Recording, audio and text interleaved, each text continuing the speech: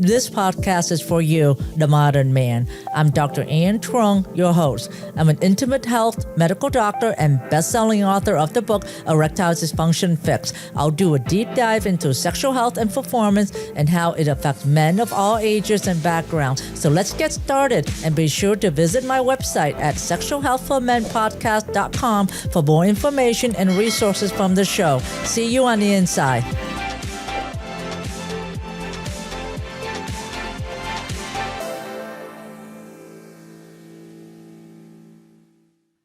Hello. Hi. Welcome back to, this is Dr. Ann and my lovely husband, Bao. Hello. We are here today, and today we're going to talk about how is sleep affect your sexual function, because that is the question. Because the first thing that we do when we're busy is we compromise our sleep. But do you know that if you don't have enough sleep, that it's going to affect how you perform in the bedroom? And it can take as early as within 3 weeks. And we're going to explore that today and have a discussion about it. So, for instance, you need at least 7 hours of sleep, particularly from 7 p.m. from 10 p.m. to 7 a.m. in the morning to get that adequate buildup of testosterone hormone that gets created in your testicles at nighttime. Because that's when you're asleep, you're in REM sleep. So you're in REM sleep. Your testicles make more testosterone. In a man, testosterone, 90% of it is made in the testicles, and 10% of it is made in the adrenal glands, versus for a woman, 50% of it is made in the ovaries and 50% in the adrenals. So getting rapid eye movement or REM sleep is critical for development for hormone. And during REM sleep is when you actually have a morning or nighttime erection. Do you notice that? I do. But what happens though if you sleep more than 7 hours? Does that mean that you have more capability in getting the erection, or doesn't really make a difference? Well, actually, that's a good question. If you sleep more than 7 hours, it doesn't help more. It just means that you're more rested. But if you sleep more than 7 hours, sometimes your body will just kind of wake up naturally. You ever to a point where you so exhausted, you sleep more than you need to? Your body just telling you need to sleep. But if you are well rested, you will wake up when your body's ready to wake up without an alarm. The point is your body heals physically from 10 p.m. to 2 a.m. and mentally from 2 a.m. to 6 a.m. So multiple studies have shown healing starts at nighttime, not during the daytime. So sleeping is essential for healing, and sleeping is essential for healing particularly, down there as well too. And that's why a lot of us spend time in bed at nighttime and, with sexual activity. Well, I know that if I don't get a good night's sleep of a minimum of 7 hours that you say, the next morning, my morning erection is not as hard. Yeah. And also the next evening or even during the daytime, I don't feel like I'm rested or have the libido or the urge to have intimacy. So sleeping or sleep deprivation plays a role, is what you're saying, in ED, right? Right. Absolutely. And to dive a little bit deeper into that and get a little bit nerdy, which I love about the hormones, is that when you're not have enough sleep, your adrenal gland, which then secretes more cortisol, because when you're not having enough sleep, your body senses stress, so you release more cortisol. So when you release more cortisol, your body feels that, oh my goodness, I'm stressed. Well, the first thing I'm going to do is shut down my testosterone. I'm not going to make as much testosterone because I got to prepare my body to run away from the emergency and not be prepared to have sex, right? So what happens is your testosterone level decreases when and your cortisol level increases. So they fight for each other and they fight for the receptors in the cells. So it's critical that you manage that stress level too, and know that the cortisol level affect the testosterone level. So too much of cortisol is not good, but then again, too little cortisol is not good as well. And all of that cycle is called the hypopituitary axis and what we call the adrenal fatigue. Essentially, when you're stressed, it's good that you have high cortisol so that way you can adapt. But then when you too much stress, you continue to be high, high, high, high, and then your body says, "I can't handle this. I'm just gonna decompensate," and then your cortisol level drop because you can't adapt anymore. You go drop, drop, drop, drop, and then you hit rock bottom barrel, and you can't adapt to stress. When you can't adapt to stress, you just rock bottom barrel, and then what happened? You have no hormones left. You have no more thyroid hormone left. You have no more sex hormones left, and you just become a totally burnt out, and that's what's called the adrenal fatigue stage 3. So that's why you always want me to sleep a lot. Is that for selfish reasons? Yeah, that's why I'm always stressing. I Well, get it. try to go to bed at least 7 hours, and at least between 10 p.m. to 7 a.m. And we're not the best at it either. We're night owls.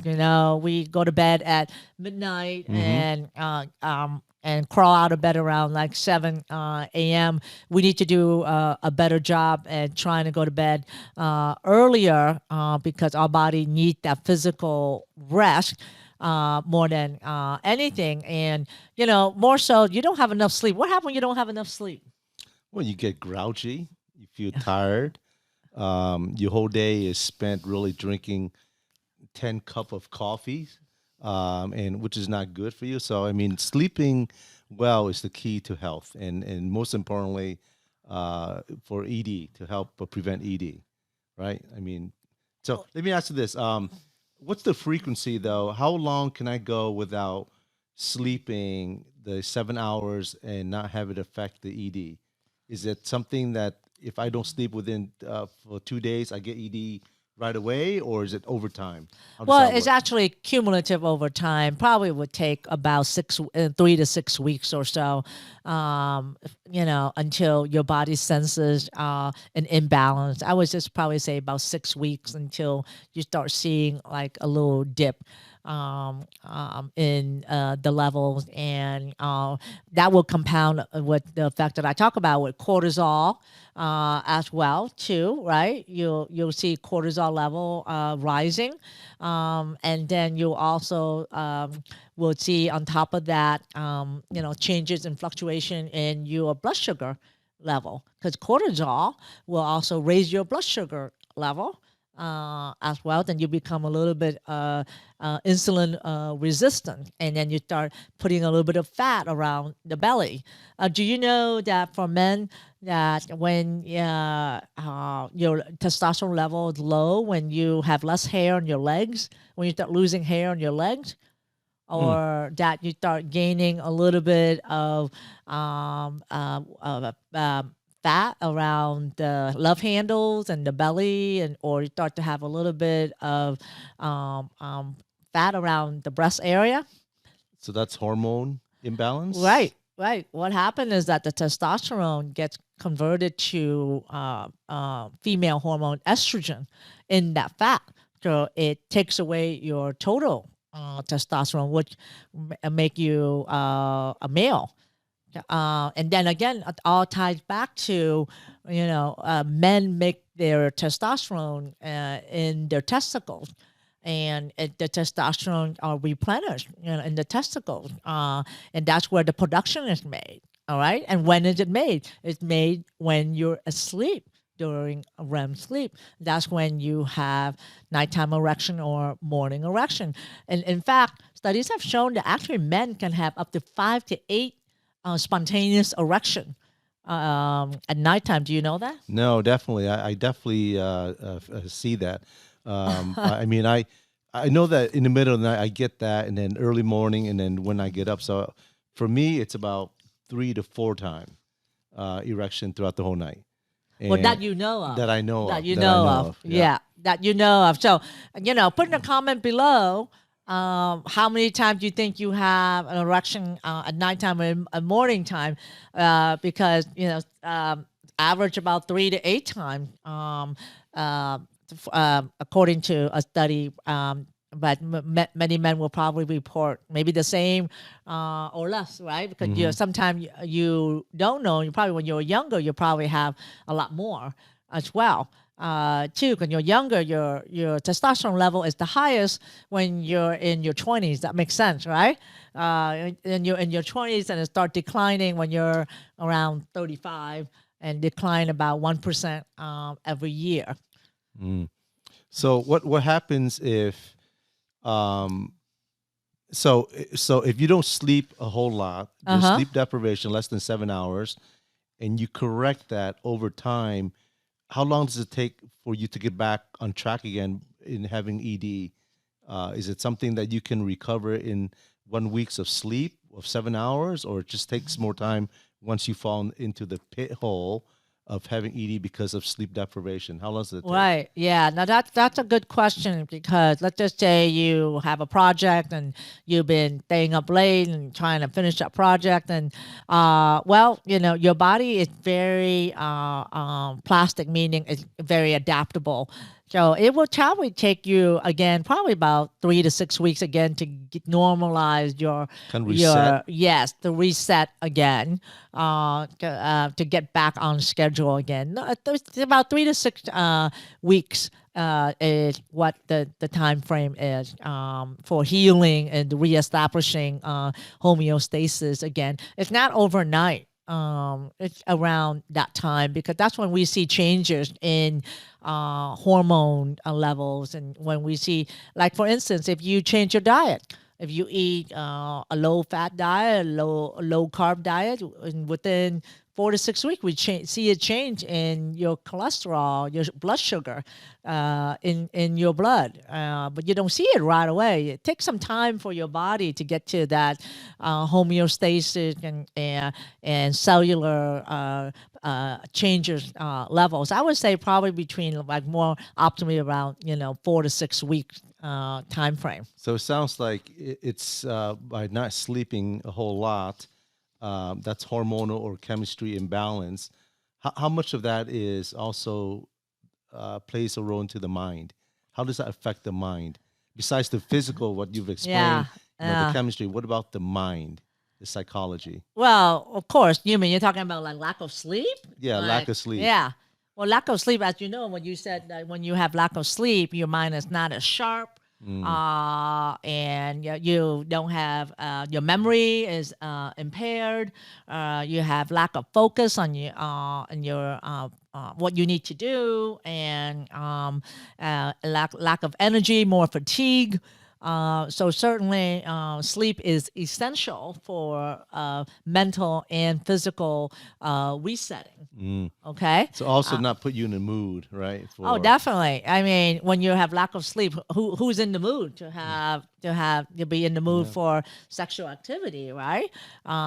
So that's why the bed is the most preferred way to have sexual activity, because you want to encourage sleeping. Let's mention that one of the reasons why after you have sex, there are 100 hormones that are released in your body and in your brain that actually promote sleep, like hormones such as oxytocin and various hormones that is released that actually make you go to sleep. So after the effect of sex, what happened? You get sleepy, right? Yeah, you get tired. You get tired. Spend a lot of energy. Yes, not only spend energy, for just FYI, men expend about 150 calories during sex, and women about 100 calories. So, it does consider moderate exercise when you have sex, and the longer you go, the more energy you spend. So, sex is moderate exercise. But on a side note with that, You guys out there in the audience, wear your watch, your iWatch, Your Apple your Watch Apple right Watch, here. yeah, because we've done it just out of curiosity to measure heart rate and calories burned. And what she said is very true. You do burn calories, and your heart rate do go up, especially when you reach your orgasm, which is very interesting Right. stuff. It's a good metric to follow. Yeah. And it definitely it's accurate in about 100 calories for women and 150 for men. But that's on an average. But getting back to my point was saying is that the sleepiness that you get after orgasm Hmm. is promoting sleep and good sleep, right? And so there's 100 hormones and substances are being released, but you get this peace, the sense of peacefulness, the sense of connection and relaxation that you get, and calmness that you get after sexual activity, and if to why to promote sleep, right? And sleep is essential. So you should not be considering taking a medication for sleep, because sleep is like blinking your eye. It should be natural. And if you aren't able to sleep, you should really look at the cause of why you're not sleeping and treat that cause instead of trying to take a medication to induce you to sleep. Maybe you should have more sexual activity, either with a Yeah. partner or maybe solo. I And vote for more sexual activity. and try to induce that natural hormonal release in your body Yeah. to induce that calmness. And we know the frequency, the optimal frequency. It's about 3 times a week. Sexual activities optimally. It's kind of like exercise 3 times a week as well, every day if you can. But at the least 3 times a week. And I tell my patient this, when your body doesn't tell the difference whether you have orgasm and ejaculation with a partner or with solo. And it's still the mechanism of an erection and orgasm and ejaculation. And I tell my patient, when you have that, it's like clearing the pipes. You Mm. need to exercise your penis muscles, and you need to clear the pipe, clear the plumbing 3 times a week. So that way you exercise those muscles. You don't use it, you lose it. So if you don't use your penis muscle, guys, it's gonna start atrophying. It's gonna get scarred down. It's gonna get smaller, and then when you try to use it, you're surprised. Oh, it's not working as well. Well, of course you're not. Hmm. You're not using it as you should. It's like you're not going to the gym, and after 6 months or 9 months of not going to the gym, you're gonna expect to go in the gym and try to do that shoulder curl of 100 pounds like you used to do. No, you're gonna have to kind of work your way into it. It's the same thing. Your penis is also a muscle itself, and it needs to be worked out. Well, I mean, I think it also helps to reduce stress. And also, I do know that, if you have intimacy frequently per week, at least maybe 3, 4 times a week, that I feel less tense, more relaxed. And now I know why from what you're saying, because it's true when you have intimacy and throughout the whole week, you just feel a lot more comfortable. It's like your pipes aren't clogged and your water's not running through, and you feel so much better. So I can see how that's happening. Yeah. Clear the pipes. Yeah. Clear the pipe. Those of you that are my So the patient message know. today is clear the pipes. Clear the pipe. Exercise the muscles. Use it or lose it. Same thing with your biceps. Your biceps curls. Use it or lose it, because don't expect your penis to perform if you don't train it, right? To perform, because you have to train it, and there are ways that, there are penis pumps that are available and that you can exercise with. In my past episode, I talk about the penis pump and how to use it and how to optimize it. And the penis pump can bring in more blood flow to the muscles to help you get an erection as well and get you started as well, and to help you exercise the muscle, clear the pipe, and get it started. And there's nothing wrong with doing solo if if there's no partner available. Of course, optimally, with a partner would be the optimal situation, but not sometimes that is not available at this time. So to end with, sleep is critical, but it's the number one thing that we give up with our busy life and running around. I have to say that we're probably at fault with that too ourselves. We know better. Yeah. And I know that, a few weeks ago we were moving and we had maybe 5 hours of sleep, right? We were cranky, we were not clear in our thinking, and certainly not up to par 3 times a week for sure. And we'll sexual activity was definitely not on our mind at that time. But we made up for it since we settled down and we preach what we talk about as well. So. I would like to hear what you guys think about this episode. Put some comment down below and let us know what you think. And make sure you check out our website at Sexual Health for Men podcast. We love to hear if you have any questions or anything. If you'd like me to answer that on the future episode. See you at the next episode. Bye-bye.